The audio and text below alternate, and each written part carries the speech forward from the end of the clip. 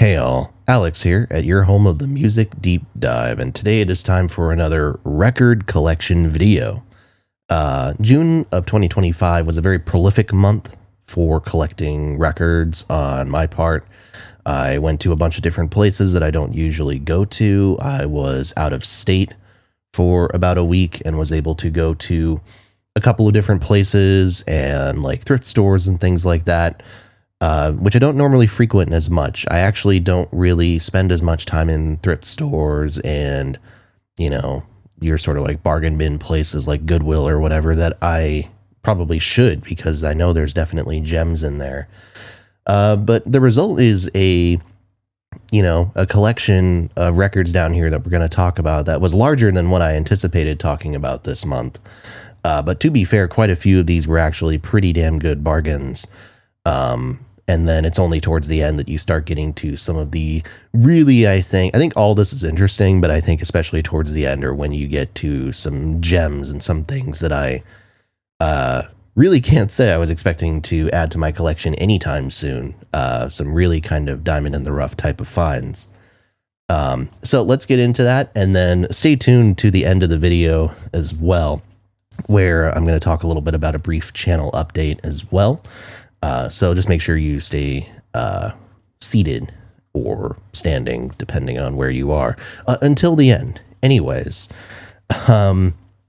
so we're going to start with some of the used records here that I purchased, and a couple of these are duplicate records, and these aren't the only two duplicates that I have here, but these were ones I purchased knowing they were duplicates. So first off, we have Frank Sinatra Sings for Only the Lonely. The Sinatra video has been out long enough at this point that I can probably just say that this was my favorite Sinatra record. And the copy that I already had is pretty damn beaten up. Like, I'm not really sure it's all that playable. I'm pretty sure I got it for like $2 or something. This is in like pretty solid condition for the age. I want to say this is a repressing from the early 60s. And again, part of the reason why I'm getting duplicate copies is not necessarily because I'm planning on throwing the others out. It's because I am actually in the middle of working on some sort of display system, some more improved display system in my apartment. I certainly have some records that are framed. You can see behind me, Bon Iver's 22 a Million is framed, but those frames are actually pretty cheap, so I have another kind of storage solution that I'm hoping to implement here.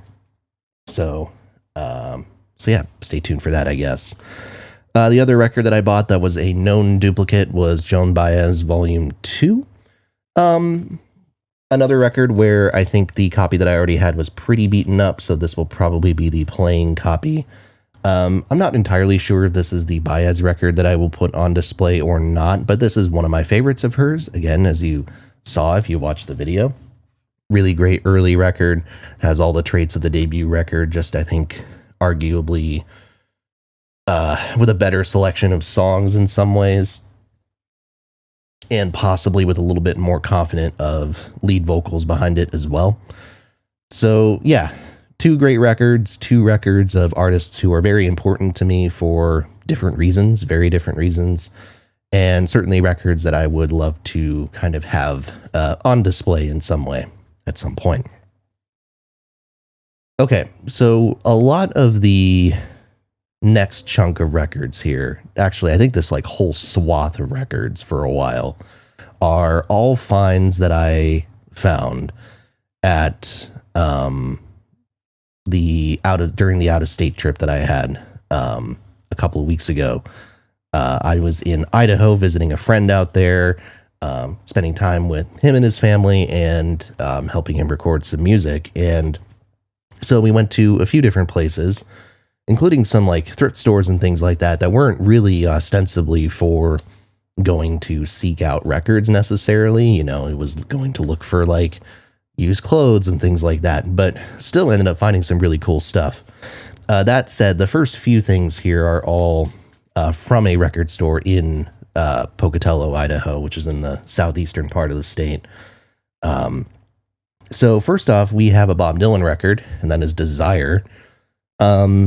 those of you who watch the Bob Dylan video know that this is not one of my preferred classic Dylan records. Don't get me wrong, I still think it's great, but admittedly, this is the Dylan record that I have struggled with the most out of the grouping of albums that most people would say are like essential listens from his catalog. But still can't deny that there are quite a few great songs on here. Some of the best of his 70s work is included on this record, and actually found this for a pretty damn good deal. It's $12, and the record itself is actually in really good condition. So for, a record, an original pressing, as it were, pretty good deal as far as I'm concerned. So couldn't really say no to that. So yet another Dylan record in the collection. I don't remember the count off the top of my head at this point. I'm pretty sure I have to have like close to 15 Dylan records at this point, though. So, in other words, less than half of his albums. Another Joan Baez record, too. Got to pair Dylan with Baez, I suppose. This is kind of a random one. This is Speaking of Dreams. Not one of my favorite Baez records. This is, again, one of the late 80s ones before she has her, what I consider to be renaissance career-wise in the 90s. Good album, for sure. Kind of an eccentric late 80s production, but really a record that I haven't seen on vinyl very much. This was pressed in like the US and things like that, but even on Discogs, when I went to catalog the record, it was not being shown as for sale by very many people. It's definitely a lot easier to find CD copies of this in the wild compared to LP copies. So definitely jumped on that. Baez is another one that I'm actually making pretty good progress on as far as kind of continuing her collection. I have most of the later stuff, and I guess now I'm kind of working my way backwards, as it were, with this one. But yeah, some good songs on here, like the title track, and then the one with Paul Simon is really interesting collaboration between those two. We have a record I've not heard in a long time, although I have heard this. This is the self-titled record by Barry Goudreau. Barry Goudreau, if you're not aware, one of the guitarists from the band Boston. And this album was his debut solo record. I think his only actual like proper solo album. He did a bunch of work with like other groups and released records with Brad Delp from Boston as Goudreau and Delp or something like that, or Delp and Goudreau. But this was essentially his kind of like coming out party after leaving Boston. He and Tom Scholz didn't get along as far as I'm aware. And the record contains a lot of Boston members, including Brad Delp is on a number of tracks on here. Fran Cosmo, who would go on to sing with Boston, I believe, is on several songs here. It's just, it feels like it could be a Boston record, and I actually think it's better than like almost every Boston album. It's nothing reinventing the wheel. It's early 80s hard rock in as I think typical a form as you might expect. But the playing is really strong. The singing is really strong. And again, comparing it to what Boston was putting out, even at that time, which was a major step down from their debut record, I think this is a fairly essential listen for anyone who claims to be a Boston fan. So yeah, definitely worth checking out that. All right. This one is a blind buy. I've not actually heard this record, although I've heard the titular song, of course. This is Tammy Wynette, Stand By Your Man. Had a lot of interesting country records in this record store in Pocatello, so I made sure to pick up a couple of them.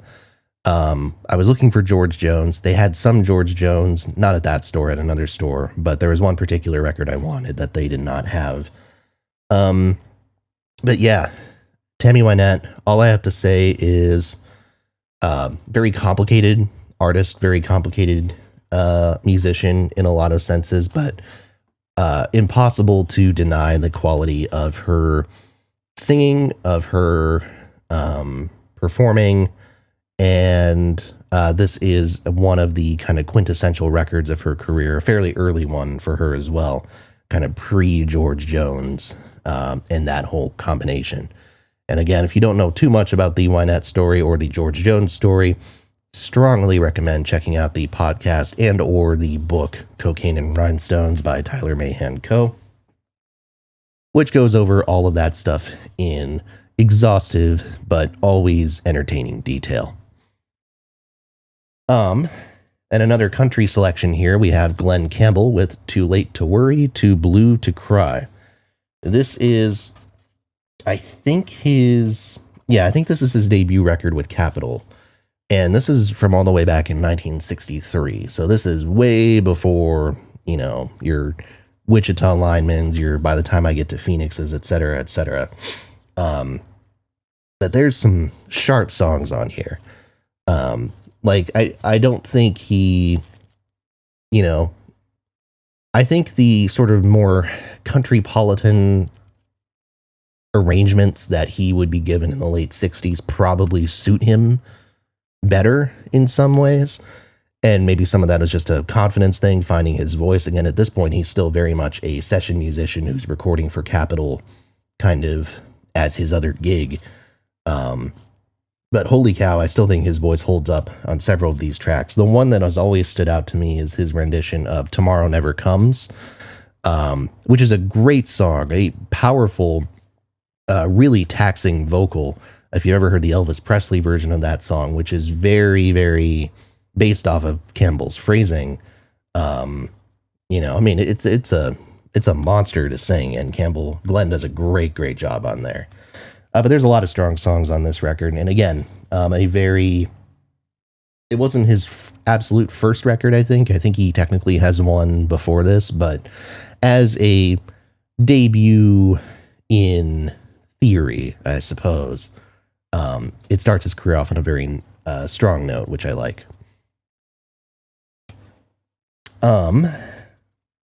Okay, I've not heard this record in a very long time.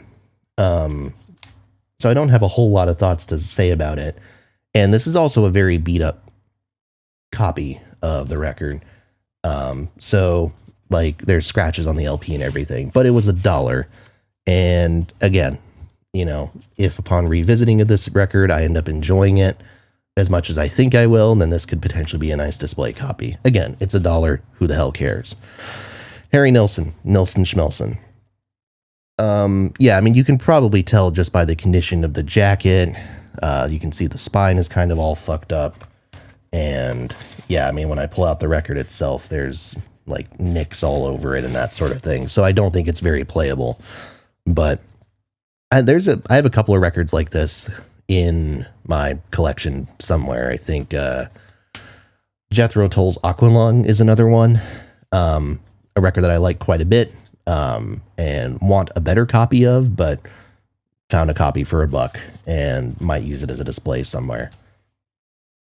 Nilsson is an artist I want to dive into properly. I've only heard a couple of his records, and I know a lot of people rave about him as a songwriter and as a performer. So definitely want to, explore his stuff, do a full discography dive, and do all those things so I can really appreciate him properly.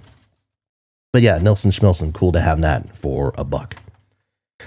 And then this was also a blind buy because I don't think I've heard this, but again, this was very cheap. I don't remember if this was $1, might have been a little bit more than that. But this is Chris Squire with what I think is his debut record, Fish Out of Water, from 75. Yeah, 75. Yes, his first solo record. He says it on the back. But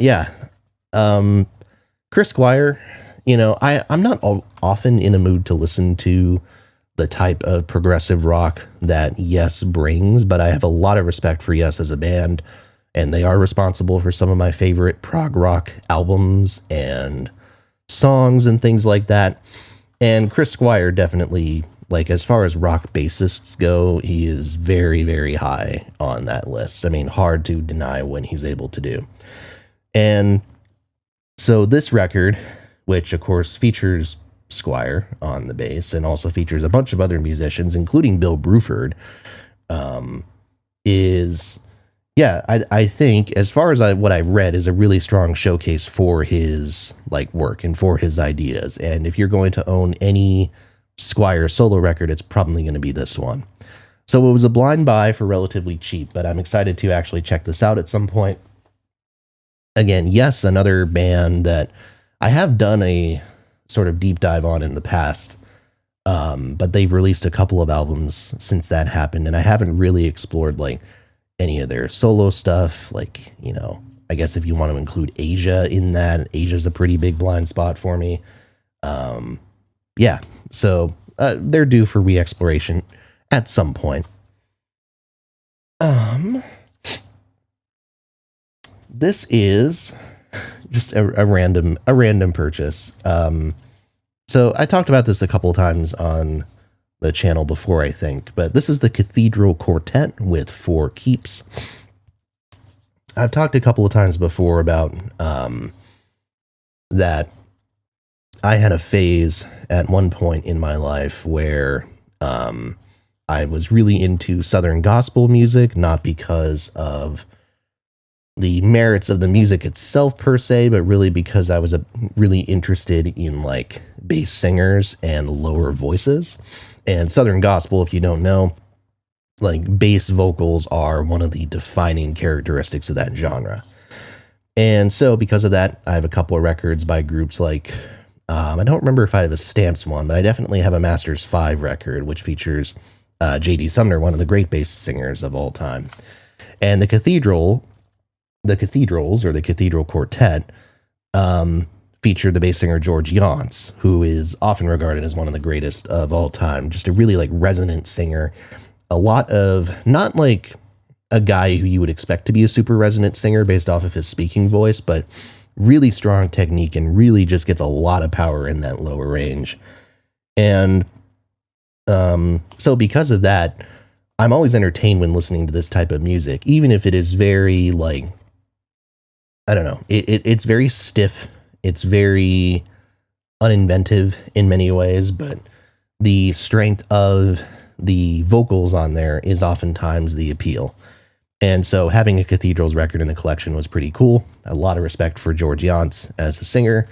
So yeah, for relatively cheap, it was a pretty easy record to acquire. And again, I think that one was only like $1.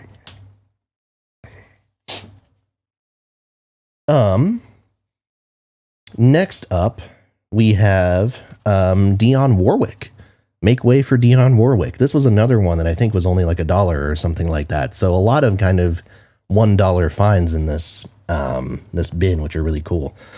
Dionne Warwick, another artist that I'm really looking forward to eventually doing like a full discography dive of.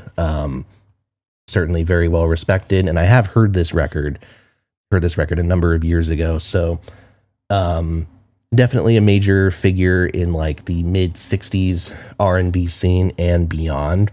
Massive influence on a lot of R&B singers who came afterwards. Of course, her song Walk On By is one of the big hits, one of the big, you know, R&B recordings ever, I suppose, in a lot of ways. And so, yeah, this record, which is her debut or like her second record potentially, very, very early in her career, is a landmark for her. A very important album in her career and potentially in just all of R&B music. And so because of that, really easy to pull the trigger to add that to the collection. It is a good album, definitely worth checking out, and I'm excited eventually to contextualize this a bit better within Warwick's full discography. Okay. Continuing to power through some of these Idaho finds. Nat King Cole, with Nat King Cole Sings, George Shearing Plays. So this will be familiar to anyone who watched the Nat King Cole video. This was one of my favorites, actually, of his. I just thought that the connection between Cole's vocals and Shearing's piano worked really, really well. I'm not as crazy on 60s Nat King Cole kind of across the board. I think really so much of his peak is in that mid 50s period when he's working with Nelson Riddle and Gordon Jenkins with some regularity. And the stuff he's doing with like Ralph Carmichael in the 60s, not as fresh to me, I suppose. I don't think it's as strong of a selection of songs, but occasionally he knocks it out of the park. And I think this is one of the records where he does. So a very easy pickup for me when I found this, again, for like $1, I think. And just a really satisfying, really easy listening version of Nat Cole to put on. If you're looking for something that is going to be very accessible, very easy to put on and listen to, and not quite as challenging as maybe some of the Gordon Jenkins records might be, hard to go wrong with this one. Great album.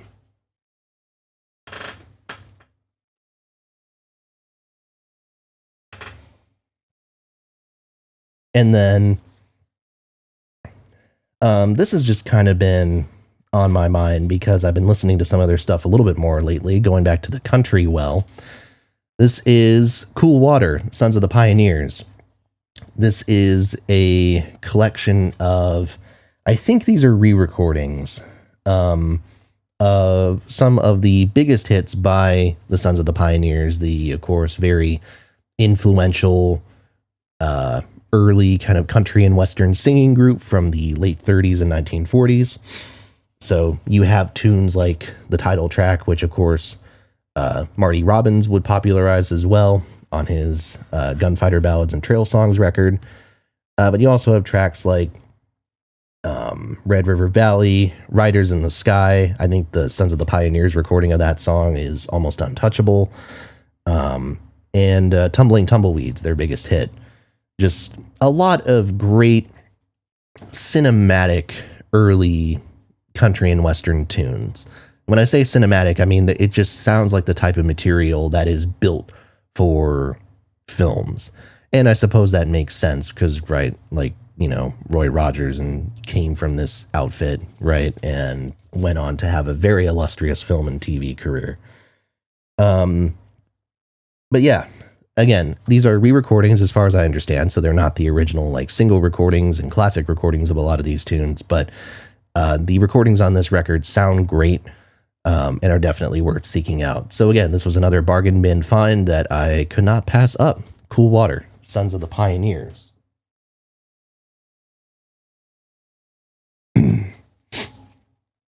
This one I found in a thrift store. I got this for, I think, 53 cents. Which is kind of insane because it's actually not in bad condition at all. So we're going to go back to, I think this was my 1953 top albums video for this one. Tom Lehrer, songs by Tom Lehrer. This is not a pressing from 1953. This is a 59 pressing, I think. But yeah, Tom Lehrer, one of the most important satirical musicians of all time. And this record was his debut record and was recorded on his own time while he was a, student and professor at Harvard. And, recorded on his own time, released independently, very much an indie release in every sense of the word, but popularized through word of mouth, through his performances and things like that. And I think this repressing came out when his live album came out. I think that came out in 59 and that one was very successful. And paved the way for pretty much every satirical musician you can think of afterwards. Weird Al, for instance, is probably the most obvious one. Very, very influenced by what Tom Lehrer was doing. And yeah, it's very 50s core in its theme and its ideas and things like that. But I still find a lot of this material to be very entertaining. I think there's a sense of humor, a sharpness to his wit that transcends eras, I think. And so even if the concerns he's singing about are distinctly 1950s, I think the humor still translates really, really well. And I think people who listen to this record, even in the 2020s, are going to find something valuable to appreciate about it. And also, fun fact, again, you know, Tom Lehrer lived a very long time, only died within the last few years. And of course, all his music has been in the public domain for a very, very long time. Since I think like the early 2000s, if not earlier. So very easy to access his recordings. You don't need to buy the vinyl record to do so, but still really cool to, to actually have this. Have not an original copy, but a pretty old copy of it, and to get it for 53 cents. That's pretty damn nice as well. Okay, powering through. Art Garfunkel, Watermark. I just did a video on the best Art Garfunkel albums, so I will not elaborate too much on this, but it wasn't my favorite, but there are some days where it feels like it could be.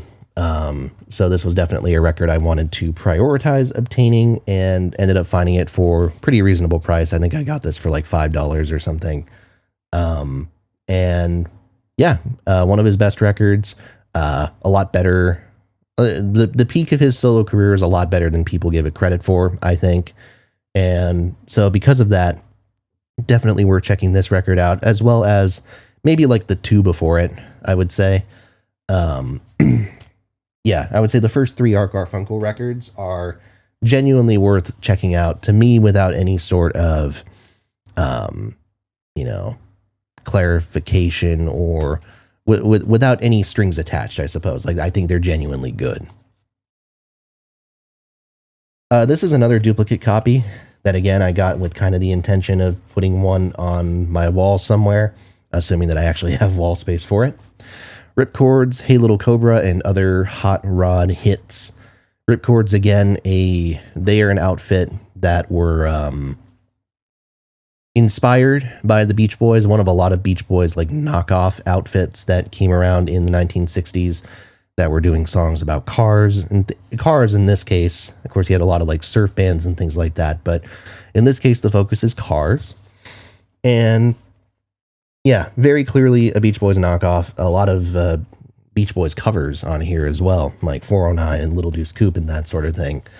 But notable primarily for the involvement of Bruce Johnston, who would become a Beach Boy the year after this came out, and Terry Melcher, who, of course, was affiliated with the Beach Boys for a very long time, co-wrote Kokomo, for instance, and also, produced stuff like the debut Birds record and things like that. It's an album that is ultimately the product of like studio musicians, a lot of it, but it's really well done. And the best stuff on here sounds really excellent. Even if the songs are not much to write home about, I think the actual sound of this record is really damn cool. And the title track, Hey Little Cobra, it stands up with like some of the best Beach Boys car songs as far as I'm concerned. I think that one's a great one. So happy to have another copy of that. This is a record I've been looking for a long time, and was just absolutely over the moon to find this. Tennessee Ernie Ford, Country Hits, Feelin' Blue. So, Tennessee Ernie Ford, country gospel singer who, of course, broke through in the mid-1950s with his rendition of the Merle Travis song 16 Tons. And Ford is kind of another one of those singers where the voice is kind of the appeal. Very resonant, low baritone bass voice that really appeals to me personally. So I really like his sound. But this record is one of the best showcases, I think, for him and his voice, because it is a very intimate setting. It's just him with like a guitarist and a bassist, I think. And it's him doing a bunch of these kind of, slower paced, mellower country hits in that type of setting. And it is just absolutely spectacular. Like, it's not dynamic necessarily, but it's kind of like hearing like Johnny Cash do ballads, except Ford has a more refined voice than someone like Johnny Cash does. So his rendition of songs like No Letter Today, Born to Lose, Worried Mind, and things like that, it hits the spot. It's a perfect, like, late night record, I think. Like 8 p.m., you've just eaten dinner, you're by the fireplace, need to put on something to kind of ease you off. Maybe you have a glass of whiskey by the side of your chair or something. I mean, this is the perfect soundtrack for that. I love this record. I've been looking for it for quite a while, but like just couldn't justify spending like some of the prices online for it, including like shipping and things like that. So very happy to have found it for a reasonable price and very happy to own it. This record is not one that I actually have heard, believe it or not. But this band's discography is one that I have on the list to check out for sure. That is Jon Stewart with California Bloodlines. Jon Stewart, of course, famous initially for being the replacement for Dave Guard in the Kingston Trio, and then went on to have popularity as a songwriter. Wrote the song Daydream Believer, which was a huge hit for the Monkees, and eventually launched his solo career with this record. I believe this is his debut solo album, or effectively his debut solo record. And it's a very highly regarded album, actually. Very highly reviewed, commonly cited as his best. The songwriting is generally praised. And yet it's a record that has actually always kind of passed me by. I've never, Stewart's solo career is actually pretty extensive. I want to say the guy has like 20 something solo albums. So I haven't like made the time to like listen to his solo stuff. I've made the time to listen to like Dave Guard's solo record, which is just a very bizarre thing. But I haven't checked out Stewart's stuff, including this record. So this was very cheap the way I found it. So it was a pretty easy acquisition. I'm confident I'm going to like it. Stewart's songwriting is not always like a hit for me in the context of like the Trio and stuff like that. But this seems to be a setting where Stewart is maybe playing a bit more towards his traditionally country tendencies, and as a result is making music that seems a bit more mature, because a lot of his like stuff in like the mid 60s almost seems like childish at points, like he's trying to inhabit the presence of a child in some of his songs. It's very bizarre. But like Daydream Believer, that kind of very I don't know. I would associate Daydream Believer as being kind of a childish song in some respects. So it's that type of idea, but sometimes like enhanced even more. So point is, I'm interested to visit California Bloodlines as a record and to check out his entire catalog. He's another one who kind of comes up frequently in like thrift stores and Goodwills and stuff like that. And I have a sense there's actually quite a few gems kind of hidden in that stash. So definitely looking forward to checking more of his stuff out. Okay. So now we're getting into the gems here. So we've covered a lot of ground already, but we're really, I think, only starting to get into the meat here. There's some really great finds in this last group. And we're going to start with a couple records that I got online. Actually, the next three are ones that I got online.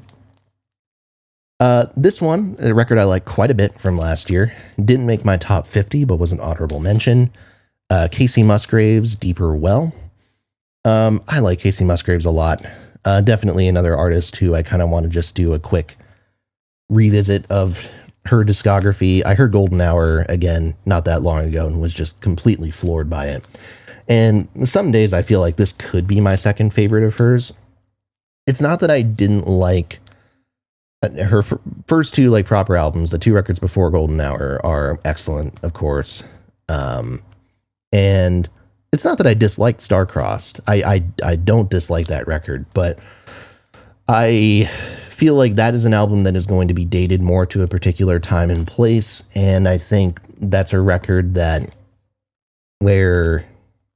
it's a record that shows off one side of Musgraves in a way that I think doesn't flatter her as much, I suppose. I don't know if that's the best way of describing it, but it feels very much like a response to something happening in her personal life that is going to date it both culturally and in her own discography. And I don't think the songs themselves are transcendent enough to sort of get over that hump, I suppose. I think it's going to end up hurting the record more than it helps it. So Deeper Well to me is actually her getting back more to the Golden Hour sound a little bit. And if you can't tell, this is like the Target edition red vinyl or whatever, still sealed. I think this record is kind of her getting back to Golden Hour textures a little bit. And to me, doing a damn fine job. Again, I don't think it's as sharp from a songwriting standpoint as Golden Hour is. I think the songwriting on Golden Hour is genuinely superb. But I think it's a really solid, like if you're doing a part 2 of a record, you could do a lot worse than this. And there's some really great stuff on here. Now, I didn't really intentionally seek that record out, but I got it as kind of a pairing with this one, which I have been seeking out for a long time. Really just amazed that I was able to find this thing on vinyl, because it's extremely hard to find for anything approaching a reasonable price. Son Volt, Trace, the debut Son Volt record, and one of the best things to come out of the Uncle Tupelo and Uncle Tupelo canon, including Wilco. This stands up with almost any Wilco album as far as I'm concerned. And yeah, just a super, like the record itself, like it's one of the best. Like when you think of alt country as a genre, I think Trace is going to be one of the first records you are sort of steered towards. It's so strong. I think it's the best songwriting that Jay Farrar has put down on record. It's some of the best band sounds that Farrar ever worked with. And, you know, as I think the Son Volt video proved, it proved to be a pretty damn near impossible act to follow. Although, don't get me wrong, Son Volt still has some great records afterwards.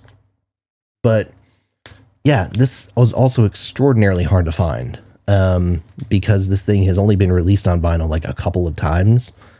And this is the music on vinyl pressing from like 3, 4, 5 years ago or something like that. And kind of a limited edition pressing, as music on vinyl things typically are.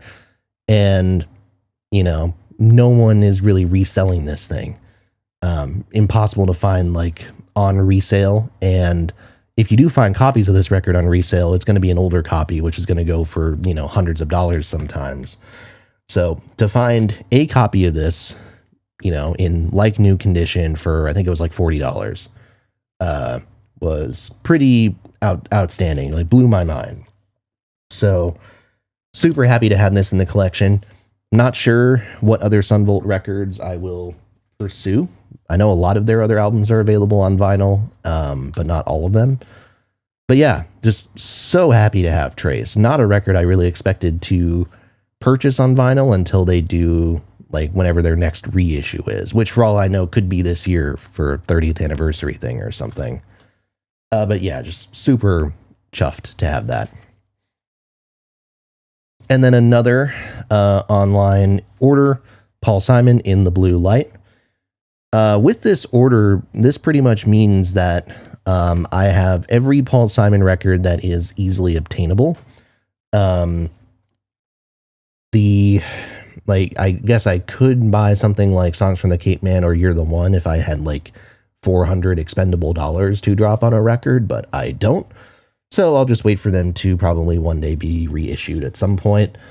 And then I think Surprise has never been issued on vinyl, if I'm not mistaken. But apart from those, I have every other Paul Simon record on vinyl now. So yes, in a way, this is kind of a collection completion type of thing. Also, like, this thing is really easy to find, pretty cheap. I got this for like $15, brand new. But as I said in the Paul Simon video, I think this record is super underrated, honestly. I really love the interpretations of these different songs and the reimaginings of lyrical ideas and sonic ideas and things like that Simon is doing here. And I think it is worth revisiting. Like, Paul Simon is an artist who I honestly think is super worth exploring in the traditional chronological discography dive format. Because when you do that, I think it enhances the appreciation for what In the Blue Light is doing and how different these songs are compared to the originals. I know it certainly did for me anyways. So yeah, great record. Happy to have it. All right.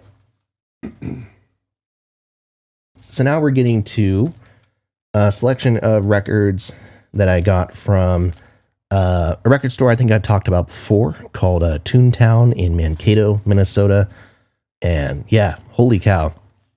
As I've said, one of the best record stores in the entire state of Minnesota, I think. You know, I won't say the best because I love Electric Fetus with all my heart, but Toontown might be number 2. Just an extraordinary selection of records, some great stuff, and some phenomenal records that I ended up just leaving there because I just couldn't afford to get more. But yeah, we start off with a duplicate copy that was actually accidental. This is one of those things where I try to normally check Discogs when I am purchasing records just to make sure that I don't have it already. And in this case, I fucked up because I already had a copy of Kate Bush's The Dreaming, and I kind of forgot about that. But this is an original copy from 82. So, and I think the copy that I have is a reissue, if I'm not mistaken. So that's pretty cool.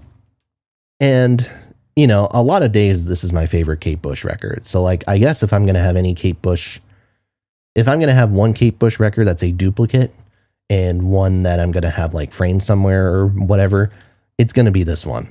So, absolutely love it. I'm sure at some point Kate Bush will get a video on this channel. Because her discography is as, you know, as important as it gets as far as like art pop artists go from the 70s and 80s. And I think all of her albums, even the ones that I'm not as crazy about, have some just really distinct, unique, or interesting characteristic about them that is really interesting to talk about. Even like the 2000s stuff, which a lot of people aren't as engaged in. And yeah, I would say probably the weaker part of her discography. But still, like, Ariel is a distinct record. 50 Words for Snow is a distinct record with a very singular identity. And, you know, you don't have a lot of artists who are that singular with every release that they put out. And The Dreaming is a batshit record, but it's one that if you can get past the eccentricity of it, is really worth your time. Okay. So now we're getting to, you know, now that we got the accidental duplicate out of the way, now we're getting to some records that are like, you know, pretty much most of these records that we have left here are records that either I had never really seen in a record store before or not in a very long time anyways, or were just records that I kind of assumed I wouldn't be able to get on vinyl for a very long time. So some really cool stuff here that I'm just over the moon about. And people might be surprised when they look at the first one here. This is Jason Mraz's Yes, the album of his that came out in 2014, if I'm not mistaken.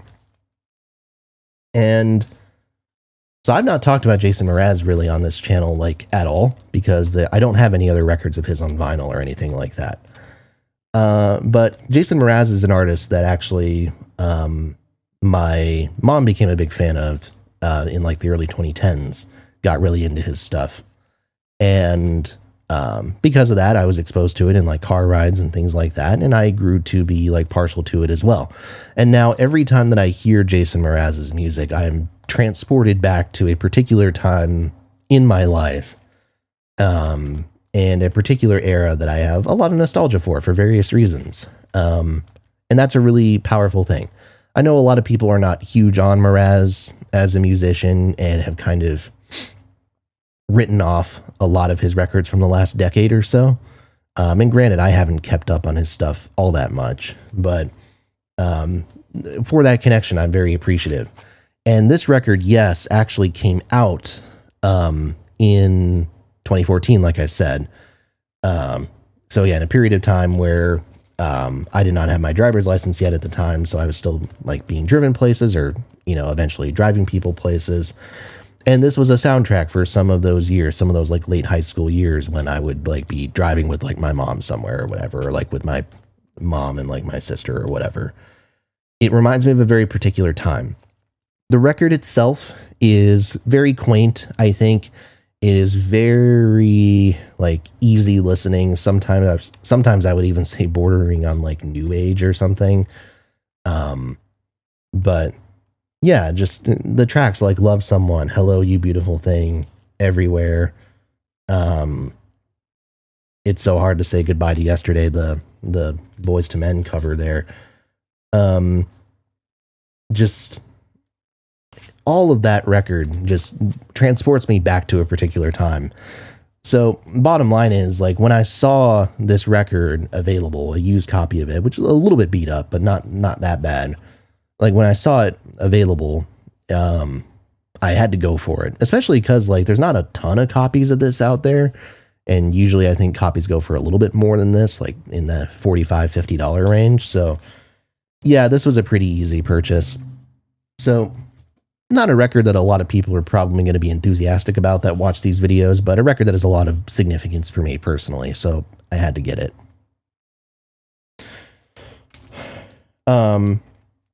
Okay, talk about a record that I was not expecting to find. Like, holy shit. Uncle Tupelo. I had been looking out for Uncle Tupelo, much in the same way that I was looking out for Son Volt's Trace specifically. I was looking out for Uncle Tupelo records. And, you know, I knew that the final Uncle Tupelo record is one that is fairly widely available for a reasonable price. But the records before it go for insane prices for the most part. So when I saw March 16th to 20th, 1992 here for $40, it's a music on vinyl repressing from the last few years in brand new condition. Like I had to go for it. Again, my Uncle Tupelo ranking is very, very fluid. You know, on any given day, this could even potentially be my number one Uncle Tupelo record. I think it is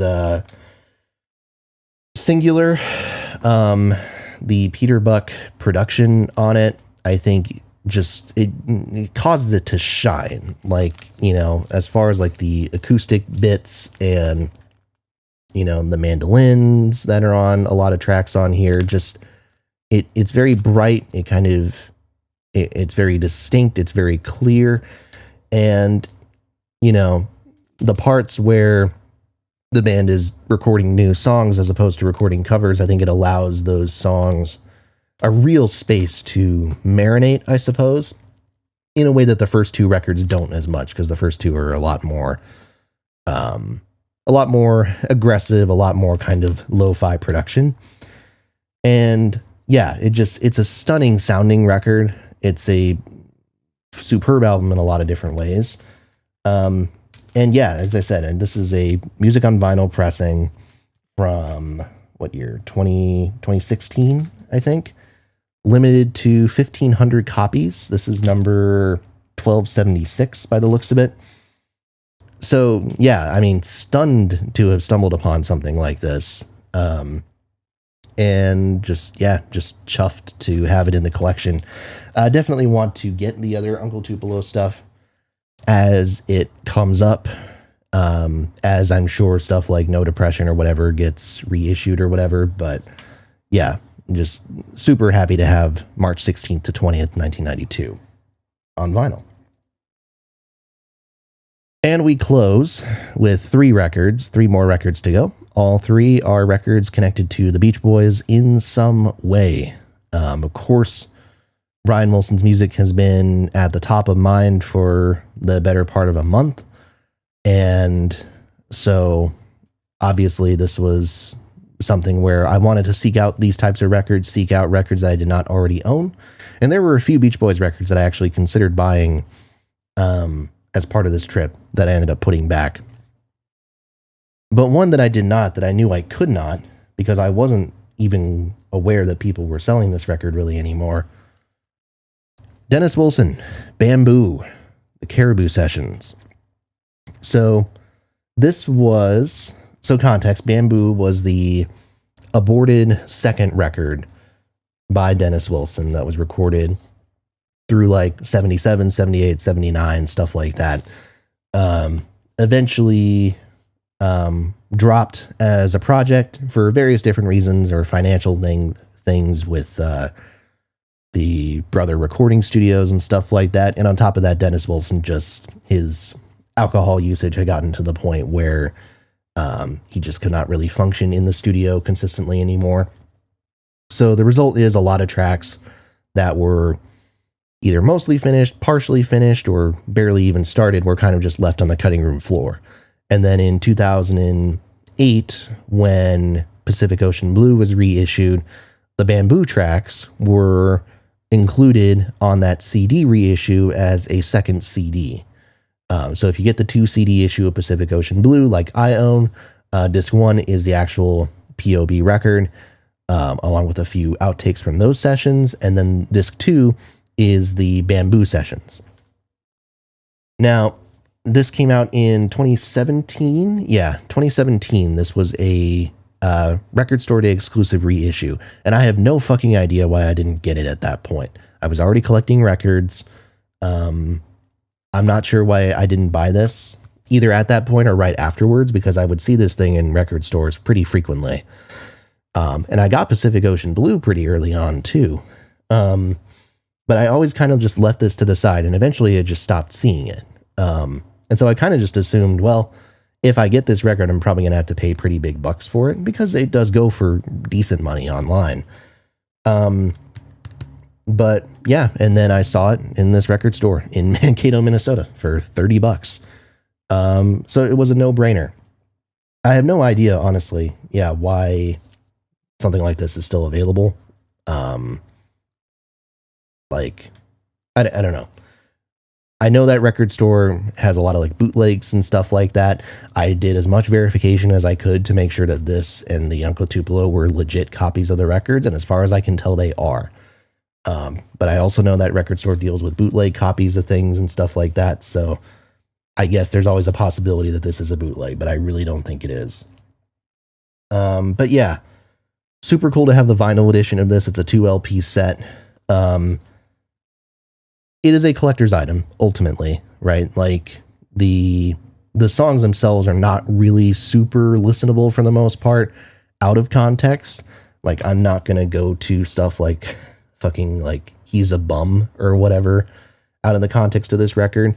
It is for the Beach Boys enthusiast. It is for the Dennis Wilson fan who wants to understand what could have been, I suppose, what ideas he was working on before everything kind of fell to shit.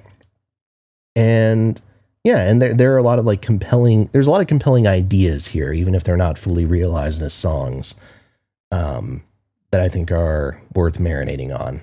So yeah, big collector's item. Really happy to have this. Really, really happy to add this to the collection.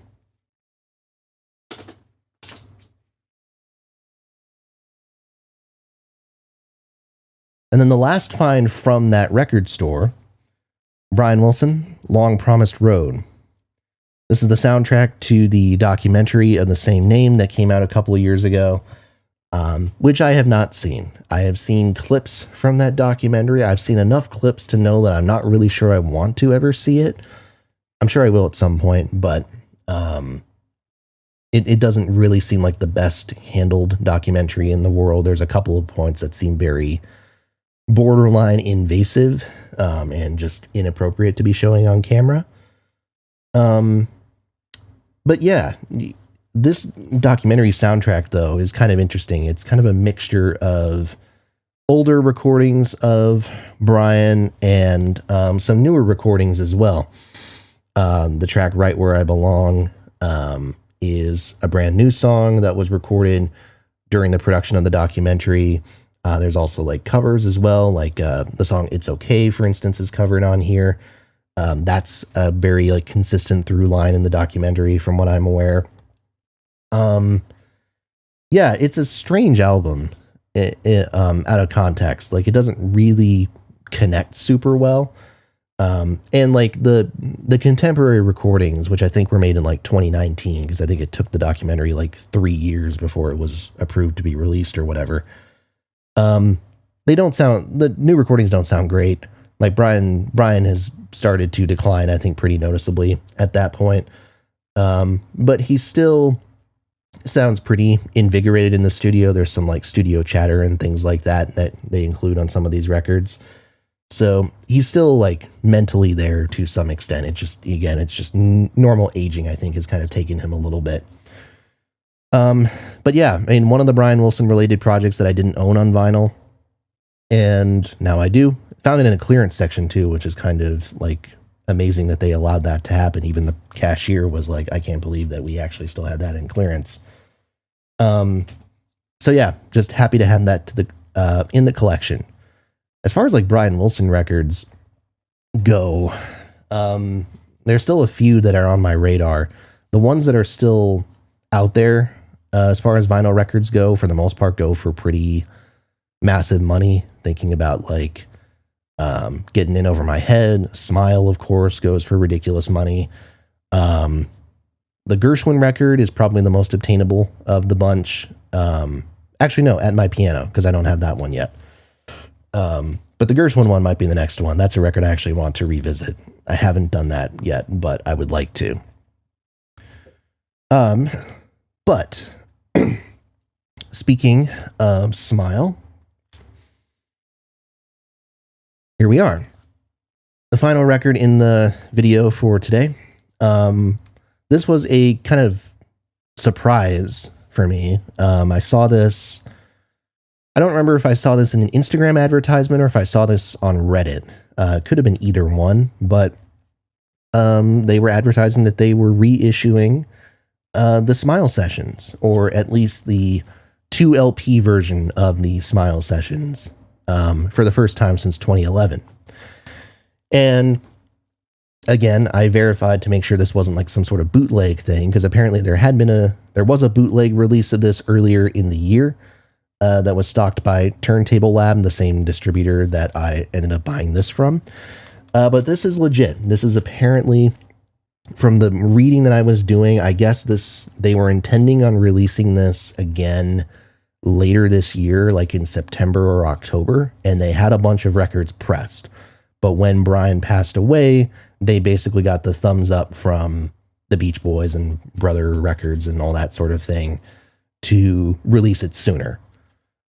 So the reason why this was a surprise release and not like something that was hyped up is basically like they had a bunch of stock already, and then Brian's passing kind of changed the timeline a little bit. I have also heard rumors that there's going to be a Pet Sounds Smile Sessions box set of some sort coming out next year. Again, that's Reddit rumors, but it sounds like they're, again, coming from people who work inside of like Capitol and stuff like that. So sounds like we might get a proper box set, but for now, this will do, because if you're looking for the original like 2011 pressing of this, you were spending hundreds of dollars easy. Yeah, pretty cool collection. It's a 2 LP set, as I said. The first 3 sides are the Smile record, as you know, in as close to a final form as you will find it. The structure of this, of course, was very patterned off of the Brian Wilson Smile recording. A lot of the kind of creative decisions and sequencing decisions were based off that Brian Wilson record. But still, it's really nice to hear the original recordings, what we have of them, sequenced in this way, and really get to hear as close as possible what Brian Wilson was hearing in his head in late 66, early 67 when he was working on this. And then the final side, side 4, is just a few stereo mixes of different tracks. This is in mono, which should be, I think, highlighted here. This is a mono pressing. But side 4 includes stereo mixes of some of the more popular songs like Vegetables, Cabin Essence, and Surf's Up.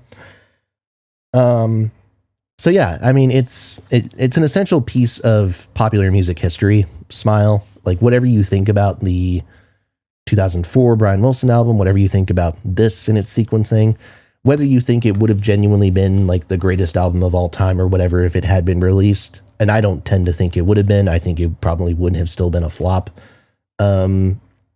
commercially at least. I think a lot of people wouldn't have appreciated it, wouldn't have gotten it. Whatever you might think about that, it's an important piece of popular music history. And to have it in print on vinyl, and it's still available as far as I'm aware, you can still order it. it's a pretty special thing. And if there is a box set, I'm very excited to see what that looks like. So yeah, a Beach Boys themed end to the proceedings here. So again, as I talked about in my video on the subject, rest in peace, Brian Wilson. I'm sure whenever the next record collection video comes out that I will have more to say about that. Hopefully we'll have more Beach Boys related records to show off and that sort of thing, but we will see. Only time will tell. So that concludes the record collection portion of this video. Now, before I let you all go, because I know we've been here for a while, as I'm recording this, we are very, very close to hitting 1,000 subscribers on the Music Deep Dive channel, which is amazing. 1,000 subscribers, you know what? They are paltry numbers in the massive world of YouTube, I know, but still, it's a really cool thing.